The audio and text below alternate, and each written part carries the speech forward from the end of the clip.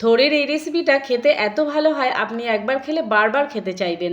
থোড়টা সবাই পছন্দ করলেও কাটা একটু ঝামেলা মনে হয়, তো আমি আমার জায়ের থেকে সুন্দর করে কুচিয়ে কেটে নিয়েছি। তারপরে নুন দিয়ে চটকে একটু জল ঝরতে দিয়ে দিয়েছিলাম। কড়াইতে তেল গরম করে কিছুটা চিনে বাদাম ভেজে তুলে নিয়েছি। ওই তেলের মধ্যে কালো জিরে, শুকনো লঙ্কা, তেজপাতা ফোড়ন দিয়ে একটা বড় সাইজের আলু এইভাবে কেটে দিয়ে দিয়েছিলাম, আর দিয়েছিলাম চেরা দুটো কাঁচা লঙ্কা। নুন হলুদ দিয়ে ভালো করে আলুটা ভেজে নিয়েছিলাম ঢেকে ঢেকে। আলুটা যখন নরম হয়ে গেছে ওর মধ্যে দিয়ে দিয়েছিলাম আদা, জিরে, কাঁচা লঙ্কার 1 চামচ পেস্ট। তারপরে দিয়েছি কুচিয়ে রাখা ওই থোড়টা। সুন্দর করে নেড়ে চেড়ে একটুখানি ঢেকে দিয়েছিলাম। জলটা যখন বেরোতে শুরু করেছিল তখন আমি ঢাকনাটা সরিয়ে নিয়ে আবারও ভালো করে নেড়ে চেড়ে ভেজে রাখা চিনে বাদামটা দিয়ে দিয়েছিলাম। নামানোর আগে দিয়েছিলাম সামান্য একটু চিনি। নিরামিষ তরকারিগুলোতে হালকা একটু চিনি দিলে খেতে কিন্তু বেশ হয়। তারপরে ভালো করে নেড়ে চেড়ে যতক্ষণ না কড়াই থেকে ছেড়ে দিয়েছে তেলটা ততক্ষণ আমি এইভাবে ভাজতে শুরু করেছিলাম।